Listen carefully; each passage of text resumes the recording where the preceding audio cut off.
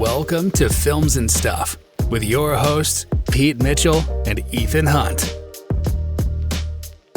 Hi, everybody. Welcome to the Films and Stuff podcast. I am Ethan, and I'm joined by my erstwhile partner, Pete, the P in MVP. Hey, Pete, what's up today? Not much, buddy. How are you? Good.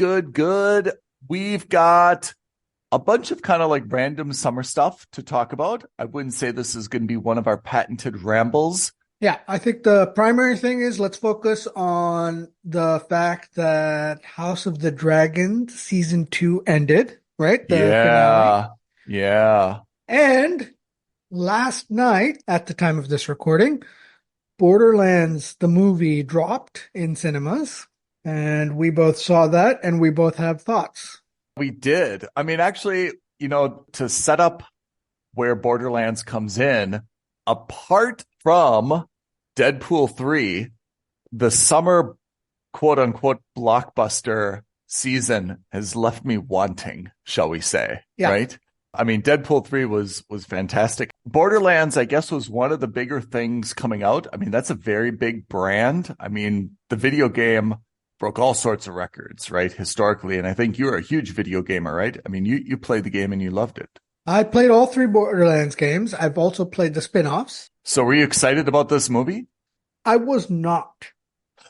I was not for a couple of reasons. So let's get into it. So Borderlands, the video game, for those who don't know, it's what's described as, at the most general and basic way of looking at it, it's a first-person looter shooter, which is kind of like an action RPG, but not really. It's more of an action game. Yeah.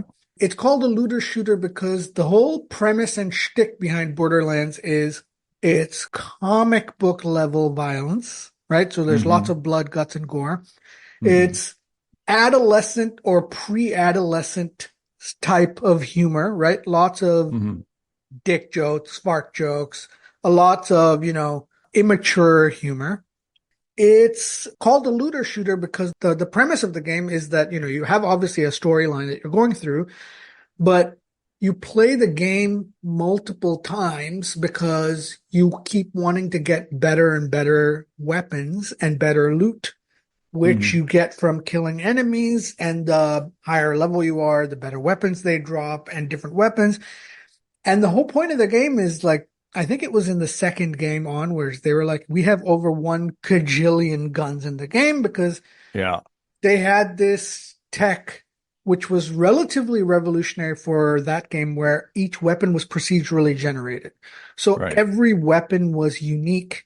So if you and I played the game on 2 different systems, same level, same enemy, we would get different weapon drops because your ammo type would be different, your barrel would be different, your manufacturer would be different, and all the different specs would be different from the same enemy.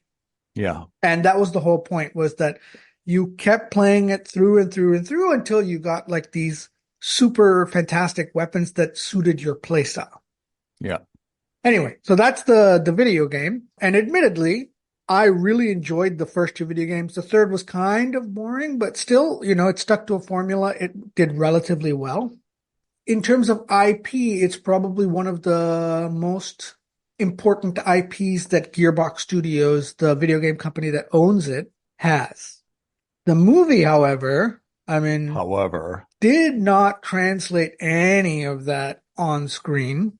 Maybe we've been spoiled, but I feel like video game adaptations and comic book adaptations over the last 10, 15 years have gotten really good. And I don't mean like they're fantastic movies all the thing, but I'm saying compared to the video game movies and comic book movies we saw in the 90s and the early 2000s, they've gotten infinitely better, right? There's a nuanced plot, there's great effects, there's great acting, there's great villains, all of that. This had none of that.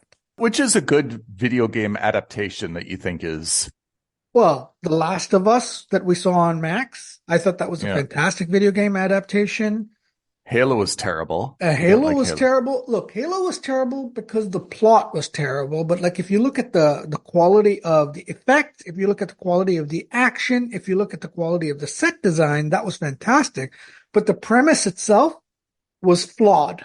But if you look outside of the quote unquote creative or, variable aspects of the Halo show, Halo was pretty good. It felt quite faithful to the video game outside of the plot. The plot wasn't nowhere near the level of the video games. Yeah. There's also Fallout. Oh, Fallout. Amazing. They translated the world exceptionally well. The acting was good. Set design was phenomenal. And the story, again, I think they did it absolutely right.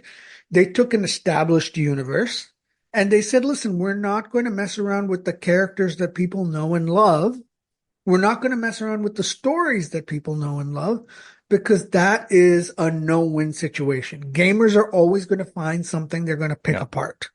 So we'll build a story, we'll make a new story, we'll make a new vault that's brand new, and we'll set it in that. So either you copy the game perfectly, like Last of Us pretty much did, or you say, hey, we're going to take the setting and we'll make our own story and we'll make it faithful to the idea of the video games, which is what Fallout did.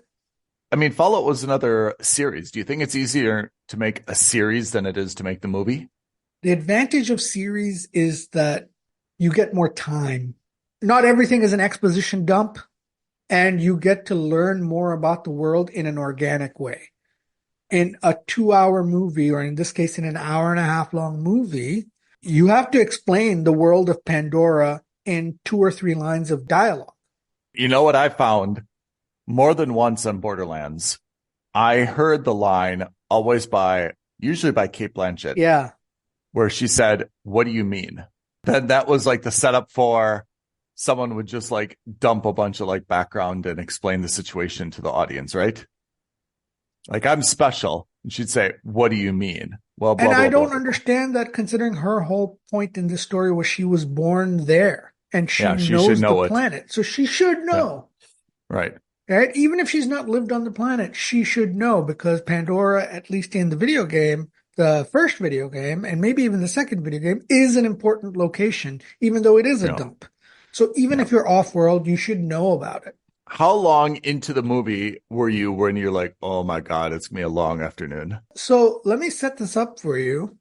I saw it on an Insignia screen, which is like the premiere of premiere screens that you could watch it on anywhere. Oh, fancy. By circumstance, not out of choice. It was literally by circumstance. It was the only one that I could watch. I had to go to a cinema far away because only 3 or 4 cinemas in the city are showing it. Oh. So that's already strike one. I was just like, oh, that's a bit weird. Like, my local isn't showing it. And I went to a 7 p.m. showing. So this is like on a Friday night. This is like prime cinema going time, right? Because it's opposite of what you did for Deadpool. Yeah. Opposite of Deadpool. So at 7 o'clock, you're out by 9. You're just in time for a night out. You can go out for a nice dinner, and it's in a mall. There's lots of options. I was one of 2 people in the theater. No way. 2 people. I thought I was going to be late to the movie, and the guy was like, you don't need to worry. We can hold the show for you. When I walked in 10 minutes late. They were still luckily doing, the trailers and advertisements. Yeah. I was the only one in, and then the second guy walked in maybe 5 minutes after me. Oh my God. Yeah, it was not... I guess maybe it just wasn't going to take off well from the get-go. I don't know. It didn't do anything for me. Yeah. I never played the video games, but I knew of the IP, and you and I discussed it a little bit during our summer top 10 list. Yeah. Right? I don't think either of us put it on our top 10 list. You did, I think. Oh, no. Did I really? I'm pretty sure you did. Oh, my God. That's my Garfield. Did I really? Hold on, let me check, but I'm pretty sure you did. Please have me at number 10. It might not make the summer 100. I've heard the box office numbers have been like humiliatingly bad. Ethan, you had it at number 6. Oh my God. You had it as high as number 6. That's my Garfield. That's your Garfield movie. Did you have it? No, it's nowhere on my list. Not even as a Oh, wild card. yikes. I heard it made 1.3 million. What? It's been it's That's been it? it's been horrible. And the reviews have been not kind. The only positives have been kind of like those backhanded compliments, like, well, Kevin Hart plays a serious actor, or, it's a new role for him or something like that. The Tiny Tina, a solid newcomer. No one has praised the movie whatsoever. So let's talk about that. So casting, I think, was totally wrong for this. Actually, you know what? Let's start all with the good. So All right. what are some of the goods? One, the colors, set design. Some aspects of the set design and the world building, well, not the world building, but some of the worlds looked good, so some of the things translated on screen pretty well. The props look fantastic. I hated the character of Claptrap, but his visual effects, pretty good. Yeah. That's kind of it. Oh, I will say the sound effects were pretty good because they took some of the sound effects straight from the video game, so I recognized a lot of that. But everything else was pretty bad. I think the casting was all wrong. I don't think I've ever hid the fact that I'm in love with Cate Blanchett. And with all due respect to Cate Blanchett, she's way too old to be doing this role. First of all, she looked somehow older in her Lilith outfit than she does in real life. Like, I don't understand how they did that, but they made her look way older than she is. But everyone in this movie, especially compared to the video game, was too old. In the video game, Tannis is like in her 30s. Here you have her being played by like a 70-year-old Jamie Lee Curtis. That didn't make any sense to me. Lilith is supposed to be in her 20s. Roland is supposed to be in his 20s. Tina is supposed to be like 12. Yeah. So like, I don't understand why they did any of that. Yeah. And I think they would have been way better off casting 4 people, 5 people who are relative unknowns rather than casting a big name. And then just trusting that the IP is good enough.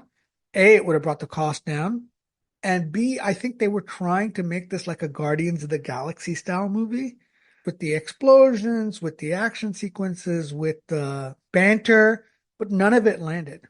It wasn't quirky enough. It wasn't funny enough. I have to say, like, even if it was, I mean, video game adaptations are tough, but even if you're faithful and you get the plot and the characters right, it just didn't land either by being funny or witty or even being like kind of like gross and faithful to the video game, right? Yeah. It was very down the middle. I just didn't hear or see anything that I thought was interesting at all. It was really hard to keep my attention on it. Nothing exceptional at all. So I think we both consider this a skip, huh? I mean, look, it's just terrible. The plot was all wrong. I mean, we didn't even touch upon it, but like the plot felt wrong. Everything felt wrong. The vibe felt off. It didn't translate the aspects of the game that made the game famous. And fair enough. I mean, most video games don't have an amazing plot, but this one was exceptionally not amazing. Not just down the line, but like down the line bad almost. This movie did have a lot of challenges, right? I read it was kind of like filmed during COVID. Oh yeah. And then they had to have some reshoots with a different director because the original director had some other commitments. He did Thanksgiving. So I think this was also a casualty of circumstance as well. I think what happened is that Randy Pitchford, who's like the head of Gearbox Studios, he's known for being a bit of a blowhard and a jackass. And he's also known in the video game industry for kind of being like this guy who thinks he's a bit larger than life, big ego, that sort of thing. I think he basically said, I have an IP that I want to make a movie out of. I want to get all these big players in. And if no one else is going to fund it, my studio will. Oof. I think it was just caught in the circumstance of ego and a lot of sanity checks, which Hollywood famously doesn't have sanity checks as it is. Nope. And you and I have talked about this ad nauseum, right? Like we always, Yeah. the one thing that I think we've always said is that you and I should be like their chief common sense officers. Yeah. They didn't just not have that. I think they were just like, we don't even want to think about that because we're basically getting funded by this moron who thinks he's got a winner here. So let's just take advantage of the fact that we can kind of milk all this money out of him. If you're going to pay for it, it's your problem. Yeah, it's your thing to deal with. So much so that the second writer in the film took his name off the script and created an alter ego. We don't know who the second writer in the movie is, but he said this is such a dumpster fire that I'm going to just give a pseudonym and I'm going to take my name off and I don't want anyone to know who I am. What if I'd come to you and be like, hey, Pete, instead of films and stuff with Ethan, can you just refer to me as Ernie for this episode? Like, wouldn't that be like a huge red flag if someone's like, I don't want to use my real name. So Yeah. why not? Yeah, exactly. You don't even need a chief common sense officer for that. You just need anyone with two brain cells rubbing together to be like, wait a minute. Hollywood is famously all about egos, and this guy doesn't want his name on what could potentially be a summer blockbuster. Yeah. Red flag, right? Yeah. All right, so that's Borderlands. We both give it a skip, yeah? Oh my God. It's an affront to movies this summer. In a summer which already has a low in blockbusters, in my opinion. Yeah. This is like lower than low. Speaking of which, we should definitely talk about the J-Lo Affleck meltdown. Is it happening? What's going on with that? So the most recent thing I heard, and this has blown my mind, is apparently Suge Knight weighed in. What, the murderer? This is going to make us both embarrassed. He has a podcast from prison called Collect Calls with Suge Knight, and he just records it through Collect Calls from prison. But he dropped a bombshell, which has zero verification, but his bombshell was that he hooked up with Jennifer Lopez? Don't tell me. No, even weirder. In the FBI raid of P. Diddy's place, apparently P. Diddy had all these crazy X-rated videos of J-Lo, and somehow Affleck saw them and he got like super pissed off and jealous. Suge Knight dropped it on his prison podcast. How is Suge Knight from jail more well-informed than Pete and Ethan? This is annoying on multiple levels. That's why I said, like, you're going to get angry, man. This guy's got a very popular podcast. That was something that dropped, but it seems like these two are absolutely getting divorced, right? It just seems like they're just sorting out their affairs. Celebrity couples. I have zero faith in them. And when I see a good one, it's 1 in a million, literally. All right, that's that. Now, shall we get to House of the Dragon season finale? So season 2 is in the books. First of all, can I just say, how are they going to do 2 more seasons of this? Because I'm already tired. And I'm not in a bad way, by the way. I get tired by the end of these seasons because there's just so much going on and there's like, where's this going to go? But 2 more seasons of this? Like, they just confirmed that. They've already greenlit season 3 and 4, and 4 is supposed to be the finale. I thought it was originally supposed to be 5, so maybe they've already cut a season off. Yeah, maybe. I mean, Game of Thrones was 8. Yeah. I mean, we all know that last season was just so miserable. But for 7 seasons, the pacing was very good. Yeah. Right? They introduced us to everybody. There were multiple plots. We knew the big thing, right, with the White Walkers, winter's coming. That was paced great until we got to like end of season 7, beginning of season 8. We never kind of got to like, hey, well, where's the payoff? Yeah. House of the Dragon, I felt, has just started all wrong. Like, we complained about it season 1, right? I mean, the pacing was all wrong. And season 2 has kind of like just emphasized this, where it went too fast. I would argue that they should have taken season 1 and made that 2 seasons, and they should have taken season 2 and made that 2 seasons, and there should be 1 season to follow, and they could have got 5. But I think they really, really went too fast in season 1. They expedited things, and that just kind of like set everything off.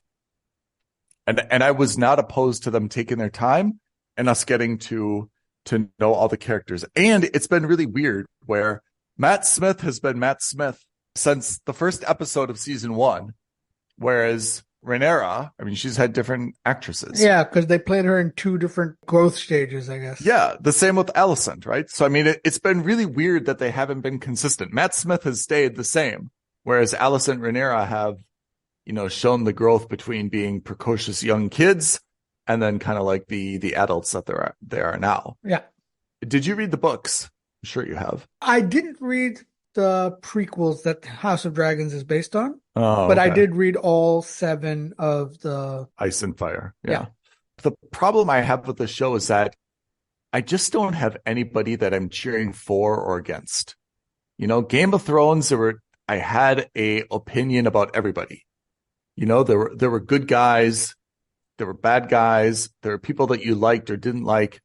Here, I don't have any allegiances. I just kind of am either lethargic or dislike everybody. I feel like everybody is a bad decision maker. There's no one that I really am cheering for at all. And I think that's the problem with this show. I think the other problem with this show, and this could be my problem, but they're making inferences rather than showing things. Whereas Game of Thrones was really good about showing things as well. The big quote unquote reveal that Helena knows that Aemond burned Aegon. Yeah. They didn't really show that in that big battle sequence. Whereas I think Game of Thrones, they would not have shied away with showing that level of betrayal. They did that with Littlefinger. They did that with Jaime Lannister throwing Bran out of the tower in the first episode. They didn't do any of that. That's fine if you don't show it, as long as the implication is made very clear. Here it wasn't. Remember at the end of that episode, you just see him kind of put his sword away. Yeah. And you and I both had the discussion about was he killing him or was he about to kill him? Yeah. Those are great twists if you get to see what actually happened, but they didn't do that. The problem, I think, is that these things are so sudden. Yeah. Right? There's no subtlety. I mean, to be honest, Aegon and Aemond, they actually weren't really beefing that much. And in some ways, they seem to be kind of supportive. If you would have seen this long simmering 2-year battle between the immature older king's son. Yeah. I mean, we've seen the scene where Aemond, spoke very, very good Valyrian. We know that he's a better fighter. He's a person who lost his eye and probably has a little bit of, anger, because, he wasn't treated fairly. If you would have seen this long simmering brew, it would have justified some of this, but it seemed to kind of come out of nowhere. I think only in 3 or 4 episodes it happened really quick, right? Basically starting from that episode where he gets not caught, but he gets seen by Aegon in the brothel. Yeah. And I think basically from there's 3 episodes. So you're right. There was no simmering beef. Tyrion had simmering beef with everyone. Yeah. Especially with his father. Yeah. Over multiple seasons. Yes. You saw the level of disrespect. You saw the resentment, the anger. Yes, I mean, those were brewing things. Here, again, this should have been a season-long thing where that relationship is becoming more and more frayed, and it leads to this, right? And even strategically, by the way, it was a very stupid move. It's one thing to take down a king, but to be honest, when you take down a king and a dragon, you're basically weakening your own empire that you're going to assume control of. Yeah. Although you may not see it that way, but yes. The other thing that I thought went too fast was the Matt Smith. How many episodes at Harrenhal did we have where we kind of thought that he was going to stake his own claim to the throne? That's right. That's exactly right. Because that was exactly what you call. I was about to say the same thing because you called it out maybe, I don't know, however many weeks ago when we first spoke about this. Where you saw it coming and I didn't because you thought there were going to be 3 factions, right? You thought there was going to be the King's Landing faction, Rhaenyra, and Matt Smith was going to be the 3rd. Yes. And all of them had different rights based on their bloodline. Yes. In fact, there are 3 factions, but it went a different way, right? Now we have Aemon versus Aegon versus Rhaenyra, and Rhaenyra has now basically secured Matt Smith. Yeah. But it was, I don't know. It was really, I didn't like the storytelling because she's right. I mean, up until like the last minute of that show, everyone is trying to get us to be convinced that he's going to start on his own, right? Yeah, Rhaenyra including flies his there. hand guy who's just like, we need a king, not a queen. And then he goes, and after not speaking and he being weird for so many episodes, then he like pledges his love and devotion and, oh, you're the only queen and I will support you. And it was a letdown. After so much like misdirection, it was really a letdown to be like, okay, so now they're back. Now their marriage is stronger than ever. He's totally supportive after all that. I would have bought it if it wasn't more than just the dreams, right? Because he was having all these nightmares and visions that she was the one sitting on the throne, not him, and all, or whatever it was, and that he was going to drown in dragon blood or whatever it was going to be, right?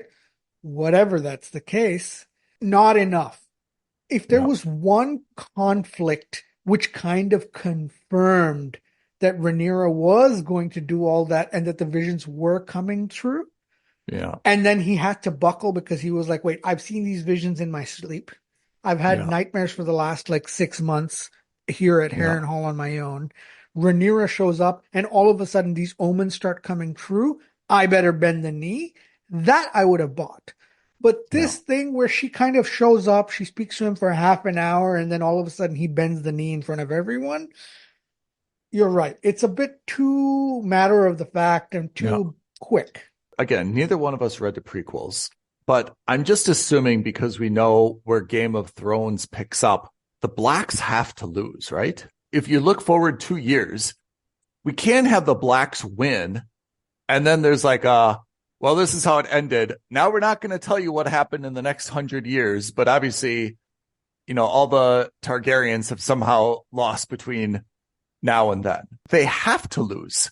I mean, you would think that Daemon would kind of choose against his visions, right? Like there's all these visions like, hey, if you don't support Rhaenyra, this is what will happen. You have to support her. And he like ignores all his visions. And you can see, like, as a result of him ignoring his visions, this is where it all stemmed from. The Blacks ultimately lost because, you know, he went out on his own. They weren't unified. As a result, the Targaryen dynasty was defeated and so on and so forth, you know, continuing on with Game of Thrones. But it seems really strange that he's kind of doing what he should be doing and still we know what the outcome is. It's not consistent. I'm really not clear how, I mean, if we didn't know where the story ended, I would say that the Blacks, right, the Targaryens, have a clear advantage now.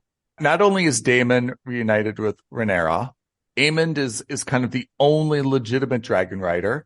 It seems like Daemon's daughter now is going to take a sheep stealer. Yeah.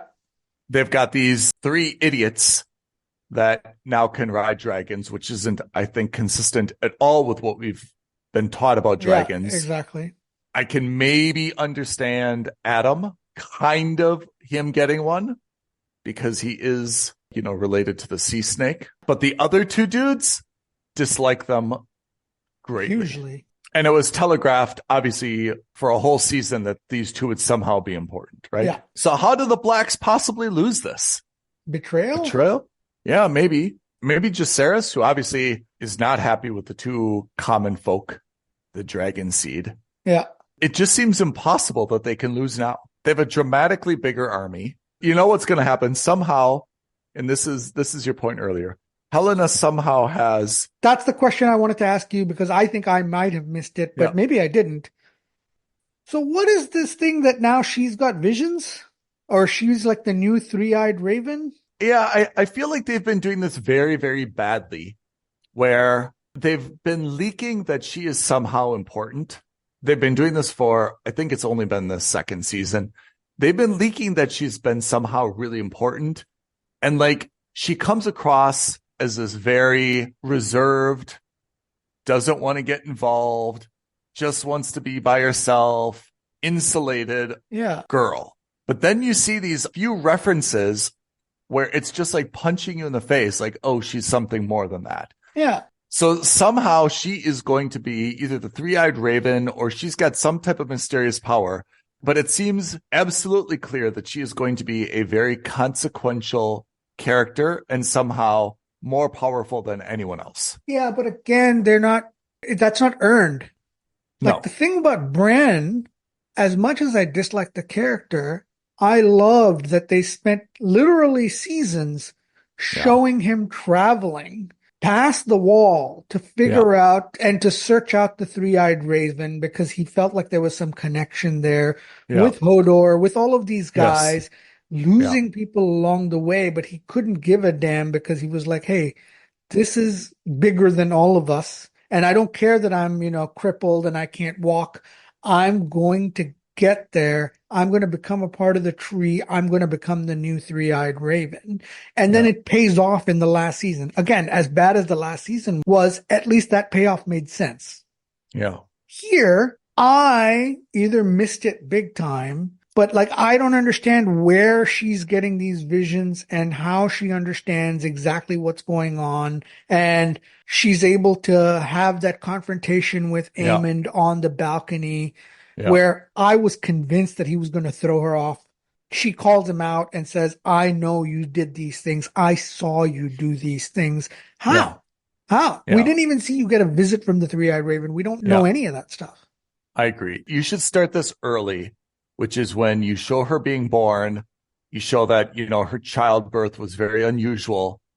And maybe there's even just a flock of ravens there, right? Yes.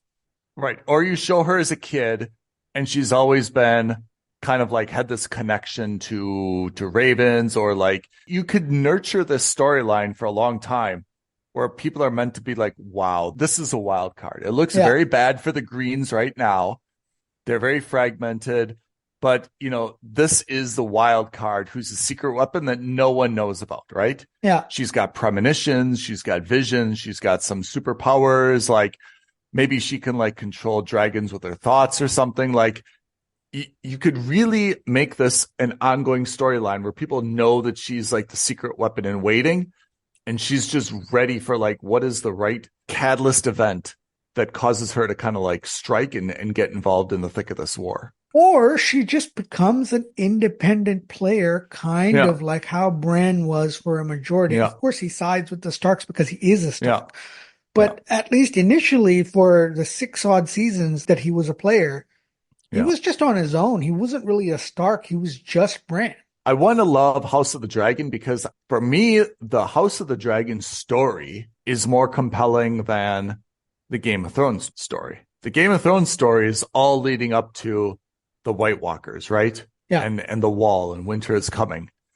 That's, I don't know, very apocalyptical. And I didn't really like the White Walkers. I just thought it was not great, even though I loved the series itself. This, I think, is better where you're saying, hey, there used to be a dynasty. There was peace. Then, because of the fact that Viserys was a weak leader and he didn't really have great choices, because of those two circumstances, you see how delicate the transfer, the balance of power is. He maybe made the wrong choice, but he also had some, complicating factors. Daemon being a bad guy, Rhaenyra being kind of a brat and not really taking charge, him having kids at a very, very late age who were young, but had, blonde hair that kind of like continued the line of succession. Those 3 factors caused him to kind of make a bad decision. That bad decision has led to unrest, infighting, and ultimately this is going to lead to the downturn. I think it's a more compelling story. I just think that the pacing has been wrong. I think visually everything is the same as, I'm happy with it. I like the acting. I like the characters, but I don't know who is the good guy that I should be cheering for. And I kind of dislike everybody. And that's what's disappointing, is that I want a hero, even if the hero that I want, I know is going to lose. I want it to be very clear who I should be rooting for in this. No one can be cheering for Daemon. Daemon's supposed to be the heel, right? He is a bad guy. He is genuinely a jerk, right? And I wish they would just like lean into that. He could be the Jaime Lannister, who's swarmy and very talented and definitely the best fighter, but like a jerk, even though Jaime Lannister redeemed himself at the end, right? Yeah. So it'd be great for him to just lean into that role and be bad all the time.